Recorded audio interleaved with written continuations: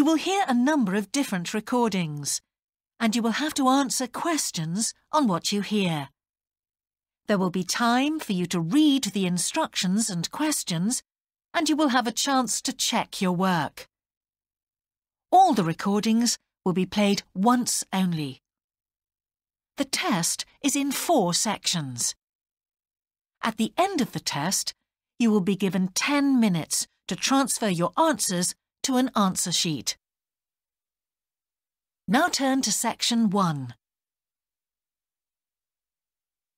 Section 1. You will hear a man phoning to inquire about a job vacancy. First, you have some time to look at questions 1 to 4.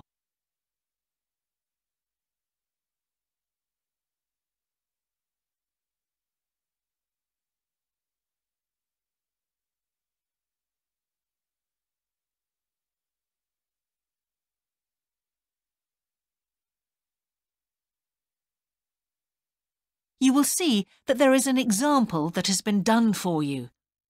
On this occasion only, the conversation relating to this will be played first.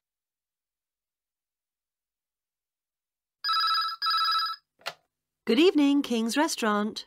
Good evening. I'm ringing about the job I understand you have vacant. Oh, yes.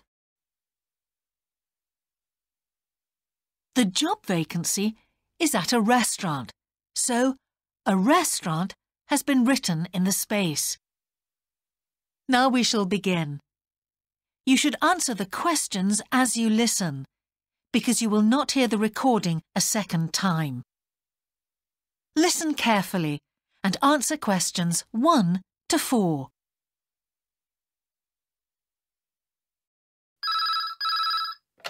Good evening, King's Restaurant. Good evening. I'm ringing about the job I understand you have vacant. Oh, yes. I'd like to find out a few more details, if I may. Yes, of course. Can I take your name? It's Peter Chin. OK, Peter. Well, if you want to ask about the job, and then if we're both still interested, we could arrange for you to come for an interview.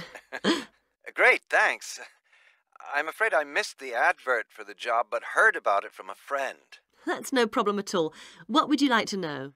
Well, what sort of work is it? Washing up? It's answering the phone. Oh, right, fine. And not waiting at table. That'd be good. And how many nights a week would it be? Well, we're really only busy at the weekend. So 2 nights? 3, actually, so it would work out at 12 hours a week. That'd be fine.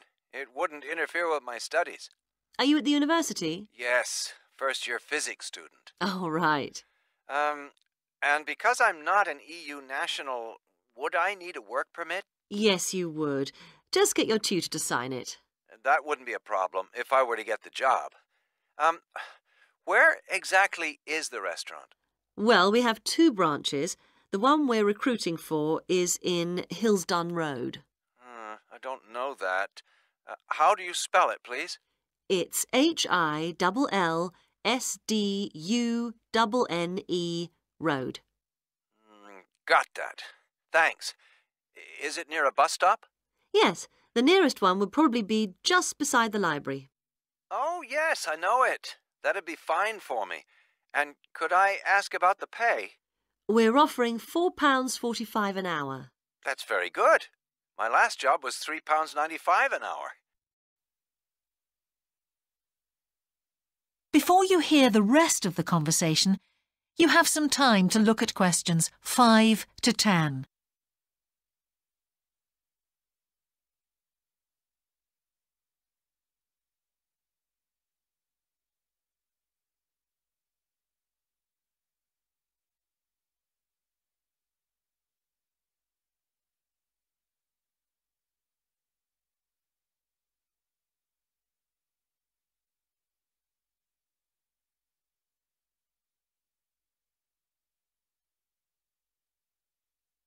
Now listen and answer questions 5 to 10. We feel it's pretty good, and we also offer some good fringe benefits. Really? Well, we give you a free dinner, so you eat well. Right. Better than hostel food. We certainly hope so. And we also offer extra pay for working on national holidays. Oh, that's a really good perk, isn't it? Yes, we think so. And then because of the difficulties of getting public transport, if you're working after 11 o'clock, we drive you home. Oh, that's good to know. Well, we'd certainly be interested in inviting you for an interview, if you're still interested. Oh, yes, certainly. Could I just also ask what qualities you're looking for? Well, for this particular job, we want a clear voice, which you obviously do have. Thanks. And you must be able to think quickly, you know. Well, I hope I... So, when could you come in for an interview? We're actually quite quiet tonight. Sorry, I couldn't come tonight. Or tomorrow, I'm afraid. Thursday's okay. That'd be 22nd of October? Fine. After 5 p.m.? Yes, fine. Would 6 o'clock be okay? Perfect. And could you bring along the names of 2 referees? Yes, that's fine. No problem. Good. I look forward to seeing you. Oh, by the way, who should I ask for? Oh, yes, of course. Sorry. My name is Samira Manuja. Can you spell that, please? Manuja. Okay. I've got that. Thanks very much. Look forward to seeing you later on, then. That is the end of section 1. You now have half a minute to check your answers.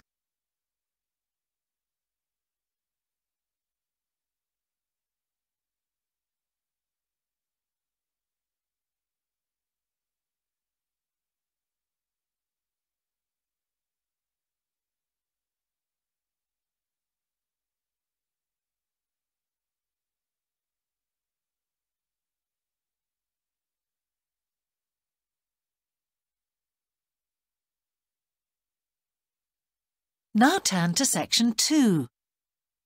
Section 2. You will hear part of a radio programme about the opening of a new local sports shop. First, you have some time to look at questions 11 to 16.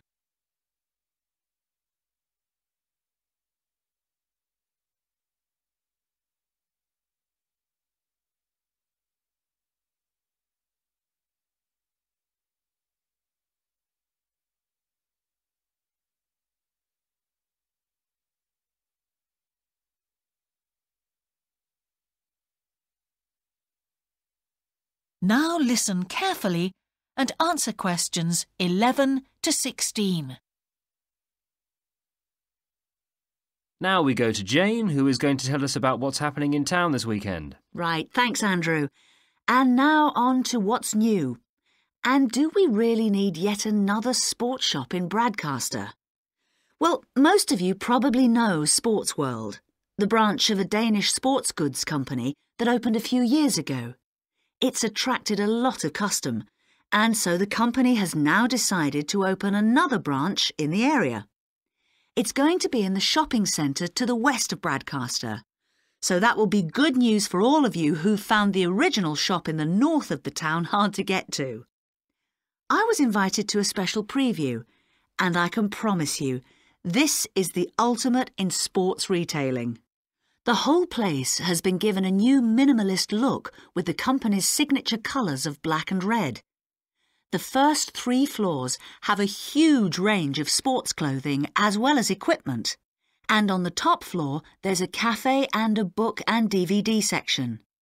You'll find all the well-known names, as well as some less well-known ones.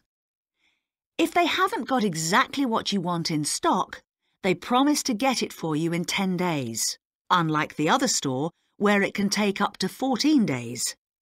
They cover all the major sports, including football, tennis and swimming. But they particularly focus on running, and they claim to have the widest range of equipment in the country. As well as that, a whole section of the 3rd floor is devoted to sports bags, including the latest designs from the States. If you can't find what you want here, it doesn't exist. Before you hear the rest of the programme, you have some time to look at questions 17 to 20.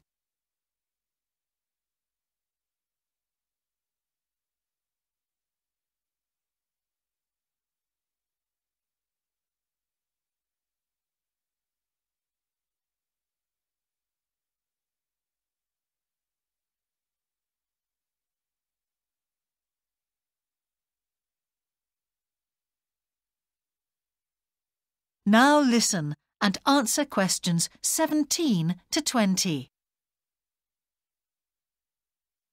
The shop will be open from 9 a.m. this Saturday, and if you go along to the opening, then you'll have the chance to meet the national 400 metres running champion, Paul King, who's coming along to open the shop. And he will be staying around until about midday to chat to any fans who want to meet him and sign autographs.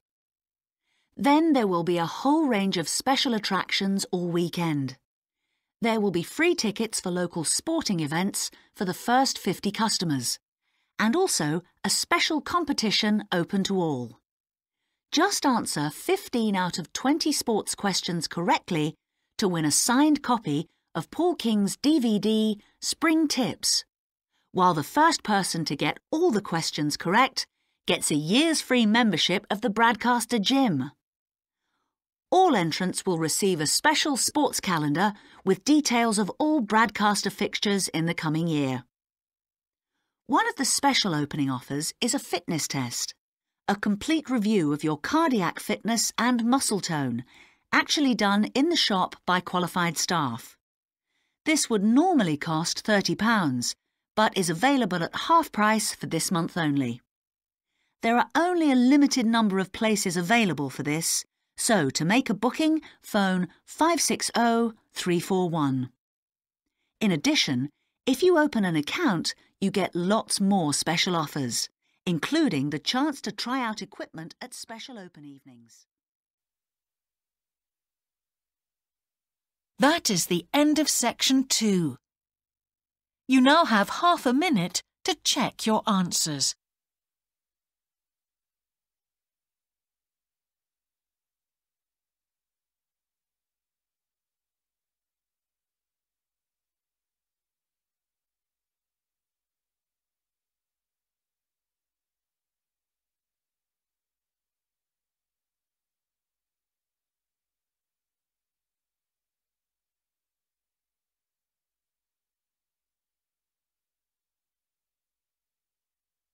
Now turn to section 3. Section 3. 2 overseas students called Spiros and Hiroko have just finished the first semester of their university course. They are discussing with their English language teacher how they coped with the course. First, you have some time to look at questions 21 to 25.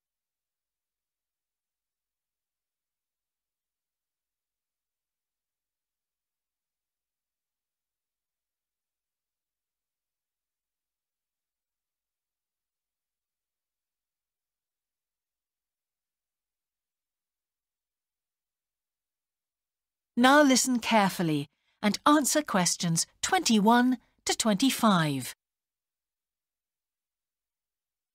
Before we start, Spiros and Hiroko, thanks for coming in today to talk about your recent study experiences, and congratulations to you both in doing so well in your first semester exams. Thank you.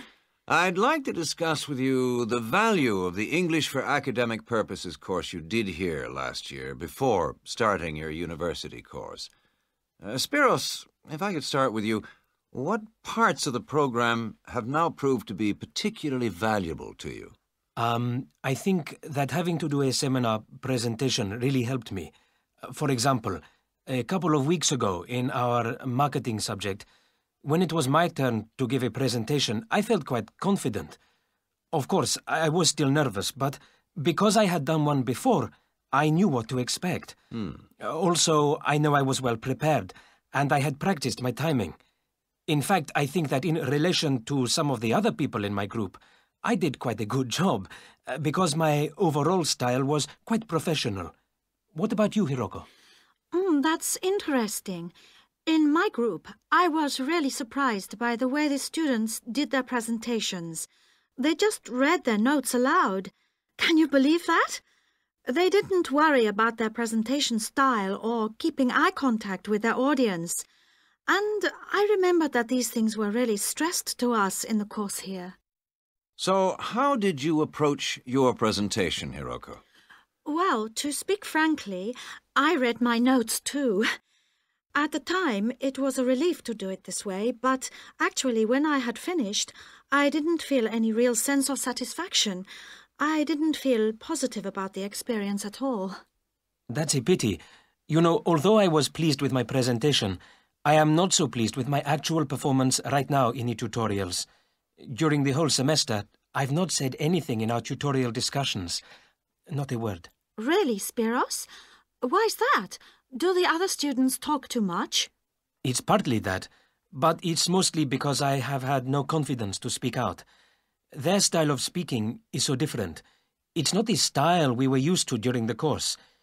They use so many colloquialisms. They're not very polite, and sometimes there seems to be no order in their discussion. Also, they are very familiar with each other, so because they know each other's habits, they can let each other into the discussion. You're right, Spiros. I've experienced that too. Before you hear the rest of the conversation, you have some time to look at questions 26 to 30.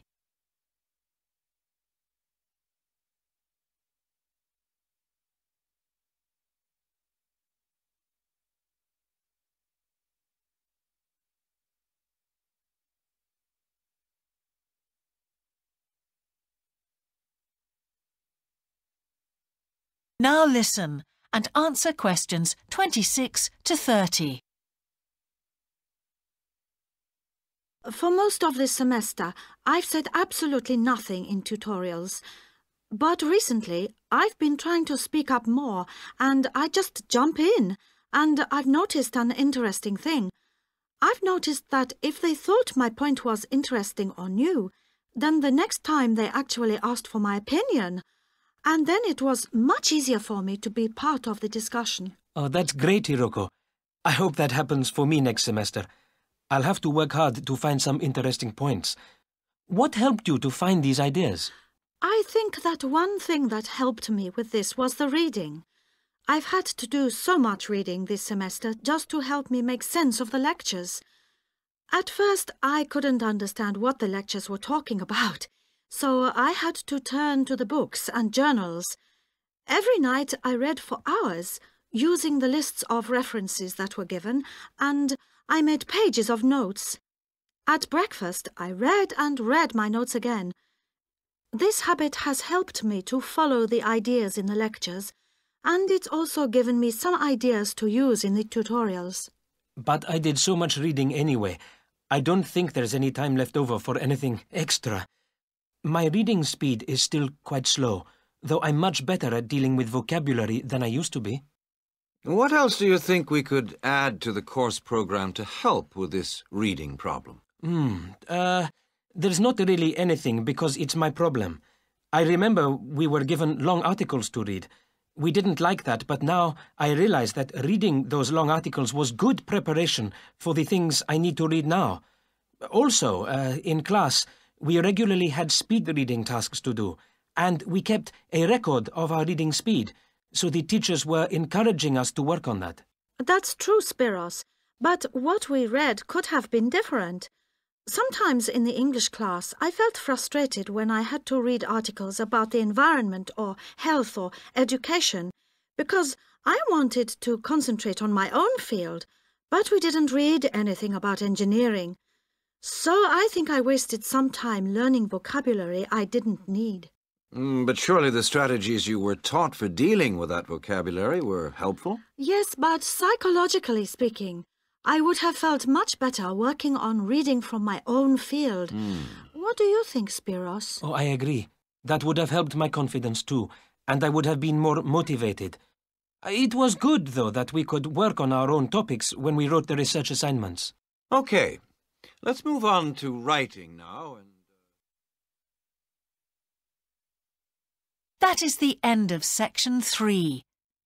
You now have half a minute to check your answers.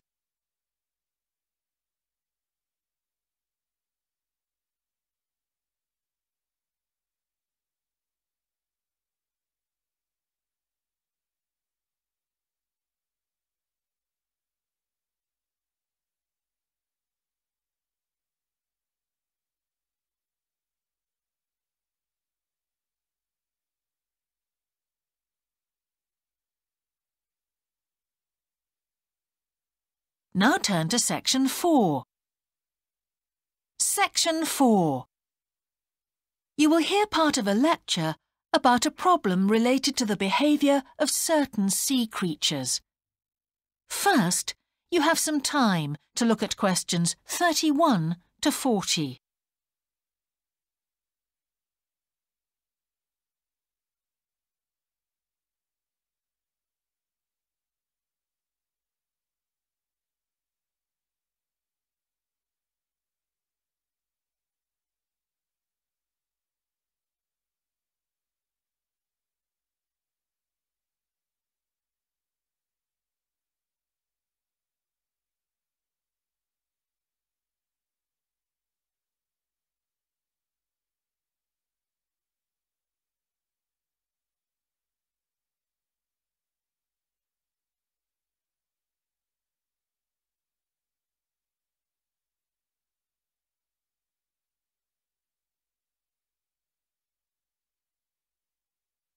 Now listen carefully and answer questions 31 to 40.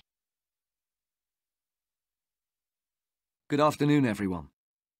Well, with some of you about to go out on field work, it's timely that in this afternoon's session I'll be sharing some ideas about the reasons why groups of whales and dolphins sometimes swim ashore from the sea right onto the beach and, most often, die in what are known as mass strandings.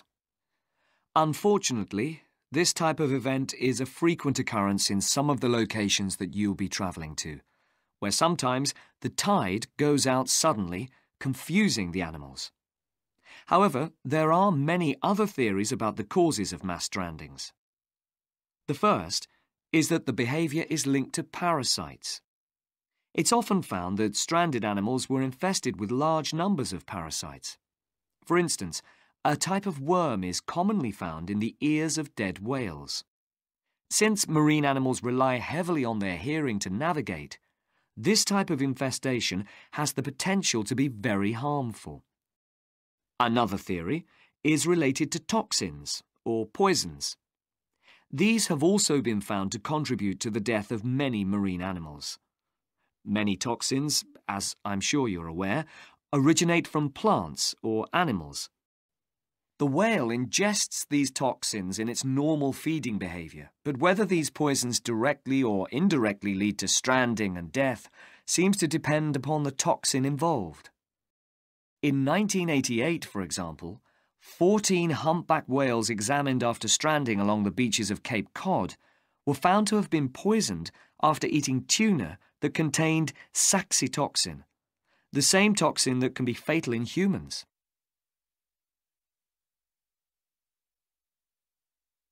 Alternatively, it has also been suggested that some animals strand accidentally by following their prey ashore in the confusion of the chase. In 1995, David Thurston monitored pilot whales that beached after following squid ashore. However, this idea does not seem to hold true for the majority of mass strandings because examination of the animal's stomach contents revealed that most had not been feeding as they stranded. There are also some new theories which link strandings to humans. A growing concern is that loud noises in the ocean cause strandings. Noises such as those caused by military exercises are of particular concern and have been pinpointed as the cause of some strandings of late. One of these, a mass stranding of whales in 2000 in the Bahamas, coincided closely with experiments using a new submarine detection system. There were several factors that made this stranding stand out as different from previous strandings. This led researchers to look for a new cause. For one, all the stranded animals were healthy. In addition, the animals were spread out along 38 kilometres of coast, whereas it's more common for the animals to be found in a group when mass strandings occur.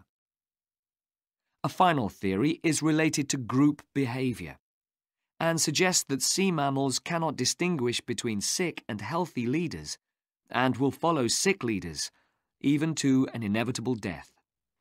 This is a particularly interesting theory, since the whales that are thought to be most social, the toothed whales, are the group that strand the most frequently. The theory is also supported by evidence from a dolphin stranding in 1994. Examination of the dead animals revealed that, apart from the leader, all the others had been healthy at the time of their death. Without one consistent theory, however, it is very hard for us to do anything about this phenomenon except to assist animals where and when we can. Stranding networks have been established around the world to aid in rescuing animals and collecting samples from those that could not be helped.